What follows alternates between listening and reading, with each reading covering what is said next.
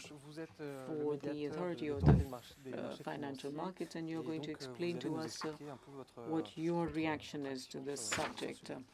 Well, listening to the earlier speakers, I don't think I'm going to be advertising my role as a mediator, and perhaps I'll talk to you more about the battles that I have to fight when it comes to foreign exchange, because I've heard a lot of things which were extremely interesting, and I think that we are fairly similar in our approach. Firstly, I might be disappointing you, some of you. AMF is not an association of the mayors of France, AMF.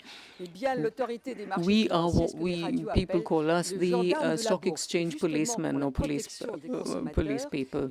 So that just goes to show that the regulatory authorities in stock exchange wish to protect the consumers and not just guarantee authenticity and the regularity of the stock exchange. The advantage of having set up for several years now and strengthened about 3 years ago, the mediator's mission was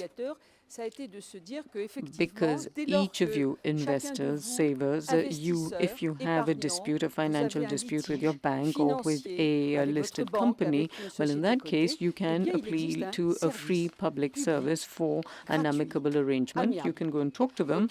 And I have a team. We are not very many of us. We are just 7. So if I feel that your claim is well founded, and by that I mean that you have suffered because of a malfunction in a financial organization, and if it's related, then I shall go and negotiate for you. I shall fight for you. So we are in a rather asymmetrical relationship, and therefore, as you know, a ménage à trois never really works well, but what we try to convince, because a mediator is not a judge. I used to be a judge in another life. I do not decide, but I propose, I convince, and I am not an arbitrator either. I am not either a punisher. When I was at the judge, I also worked at the commission for the sanctions, and so I sanctioned. I am here just to try and repair a harm, a damage. But of course, there are certain limits to what I can do, because those are also part of the game. It's part of the rules of confidentiality. So this brings me to talk to you about 3 points regarding the horrors of foreign exchange. The advantage of being a mediator with the help of a regulator. It is indeed for the regulator. So for me, it's a guarantee. It's independent and efficient. Independent means that you're independent of the 2 parties involved in the dispute. That's the first advantage of being backed by the legal system. Secondly, of course, we are working in a very complex field, and it's extremely important that we take advantage of this expertise and that we are backed by the regulators. A few months ago, for instance, I received an American fund, and if you'd asked me who they were, I wouldn't have told you who they were. But now, for such complex problems, you can get a proper control over them thanks to the backing of regulators. So that's we are here just to back the consumer, and this is very useful for industry and for professionals, because since it's all confidential, and when I am working with honorable correspondents, be it compliance officers for banks and so on, they are very happy because we are together identifying human error, any kind of malfunction, and generally, since it is confidential, it will produce what I feel the right kind of budget to improve the procedure within a company or a firm. I receive about 100 or 1,000 rather demands per year. Some of these fall outside my scope, which is also a problem, because I'm only competent in the financial field and not in the banking field, and I send about 300 notices a year, and my recommendations, and most of the time they are favorably accepted, but 1 and 2 times I do try to reassure, at least I try and explain to the consumer why the financial establishment has not really committed an error. And that soothes maybe the consumer as well, who will not go to court anymore, because a third independent body, a third party, is actually acknowledging that there's perhaps an ignorance of the law, but not of error. Third advantage of a mediator is that it's extremely good for the regulator as well. Why is it useful for the regulator? Because first and foremost, you can actually break this mold of being just a police person, of policing something. That means I'm being redeployed before and after the effect or the event. I sometimes feel that the best legal experts are those who work after. Well, we go in there with a hands-on approach and we look at where the problems are and what the causes are. There are certain problems that give rise to further problems. So while maintaining confidentiality, we can also reveal the problem. Now, some of you are maybe employees, and I have received certain help from the Macron law to help employees to actually leave their quit their jobs. As I said, the limits to my role as a mediator, I realized it when it came to Forex. So if I've got 2 minutes, yes, go ahead.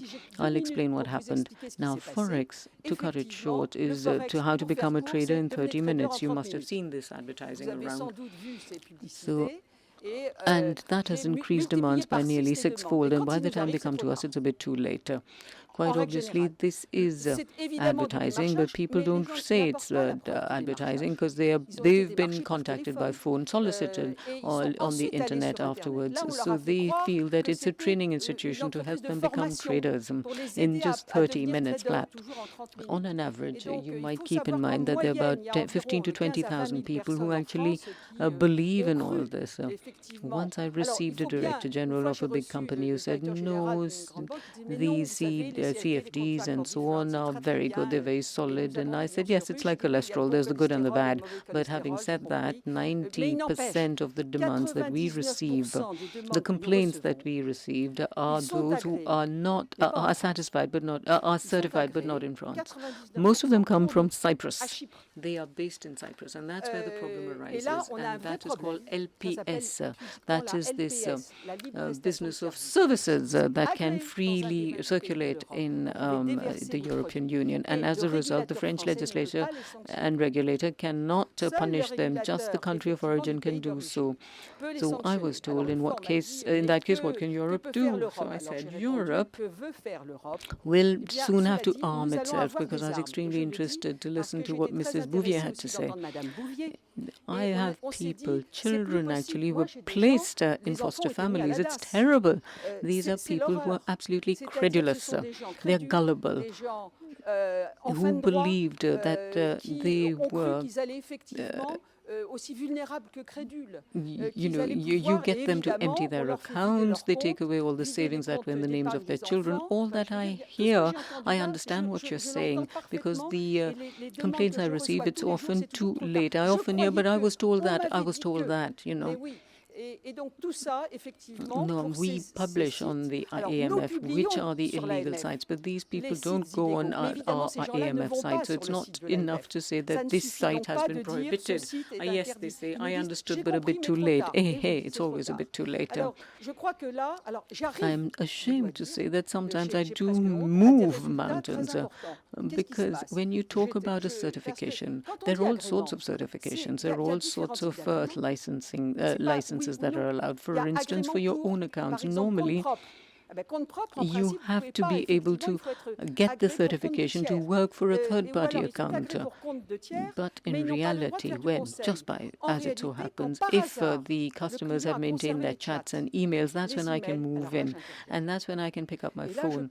I might be calling the USA, Israel, or whoever, I have no idea. But then the negotiation always takes place in English, and one always talks about the drugged employee. And that's horrible, So you say that this person is excessive and therefore he was sacked. Of course, I don't believe it, but I do get at least some refund of 50 to 60,000 euros. But has it changed the policy? No, it hasn't.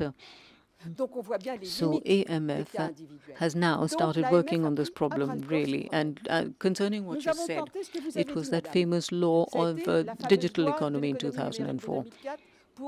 And that was replied to all ISPs, internet service providers, but it took too long because the next day they appear under a different name.